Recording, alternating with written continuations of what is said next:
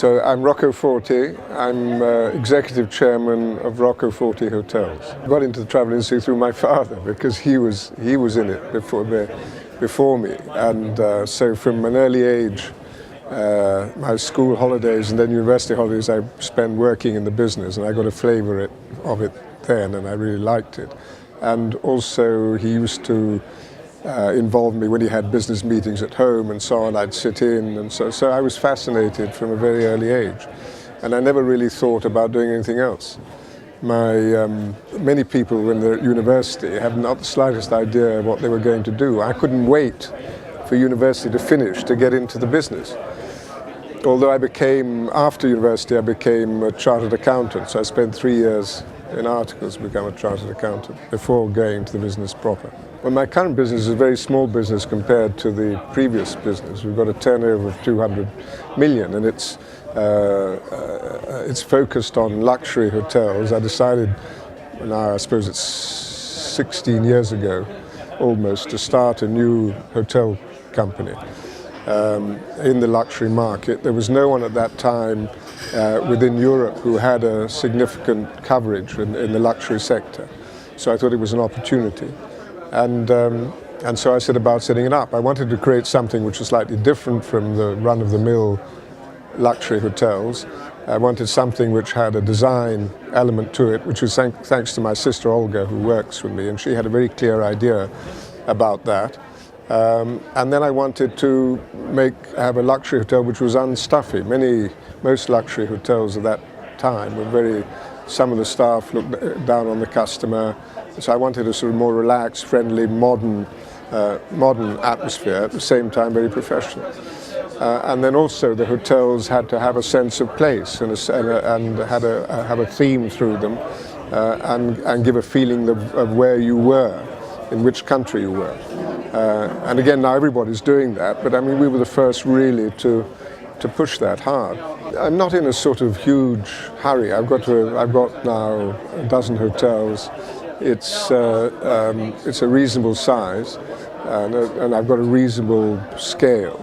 But a lot of places I'd like to be where I'm not, in Europe in particular, which are Milan, Venice, Paris, Madrid, Moscow,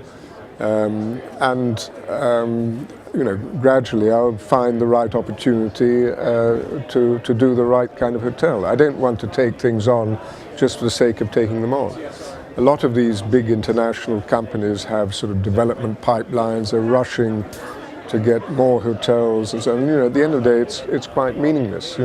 Every hotel I do should be very special, should have its proper identity, and should fit into the idiom of what I'm doing. We have such a different range of customers. We're living in sort of strained times at the moment. So, if you like, business from certain countries has dropped.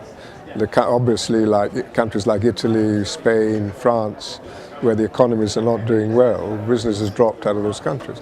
Business to the United States has continued to increase since after the drop. There's a drop after Lehman, the Lehman collapse. Things started again about 9 months later, and there's been an strong increase every year. Middle East business is increasing. Business from Russia and Eastern Europe is increasing, and business from South America, particularly Brazil, has come up a lot in the last 3 years. It's suddenly a market which is an interesting market, whereas before, no one really thought about it very much. I think the trends are mostly due to technology, and so the way we promote ourselves and sell ourselves is changing very rapidly. I've never seen such a fast movement come into the market. It used to be, with hotels, there's always time to evolve, but now all of a sudden, all this social media thing is on us, and it was not there, and now it is, and that's got to be dealt with. I think that's the biggest trend which we have to deal with.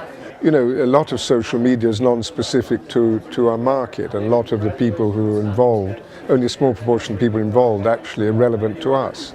So that makes it more difficult. But I think there's now social media developing which will be specific to a segment of the market, and that will be much more interesting for us. The challenges, particularly in Europe, are governments and the way governments run their economies, labour legislation. You know, we're a very labour-intensive industry, and so labour legislation affects us very much in our industry. And places like Italy, where you can't dismiss anybody, it makes it very difficult to work because our staff are our product, and you know, you have one bad apple, and it can contaminate the whole ambience. Planning laws, difficult legal system is difficult. It's very difficult to do business in a lot of these countries, and so people go further afield. And I think Europe has got to get its act together. It's got to, you know, it can't go on as it is now.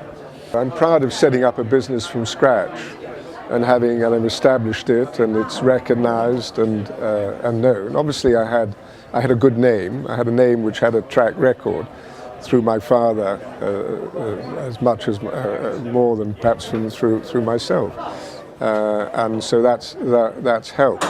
So I wasn't an unknown quantity in the hotel industry. But everything, you know, you find out something about yourself. Setting up a business from scratch is quite a difficult thing to do, even if you've got a bit of capital behind you. You know, I'd been used to working in a very big company where everything was available. You know, you had specialists of all kinds, and suddenly, you know, you're a man and a dog doing it on your own. And it was interesting how I learned that I knew much more than I thought I did about a lot of things, from accounting to legal to, apart from actually hotel keeping. And so I think, you know, obviously that's in a way my achievement, and a lot of people wrote me off after Trust House Forte was sold. You know, it was a hostile takeover and the company was sold, although sold at a very good price. They thought, and sort of to some degree I've bounced back, and that's nice. Well, they've got to learn the industry. I mean, a lot of people, particularly in our industry, go into it thinking it's easy and thinking you don't have to be professional, and very often don't take the time to learn. You know, there are very many aspects of our industry which are all quite technical in many ways. And it's worth spending the extra 2 or 3 years really getting to grips with it, understanding it, before branching off on your own.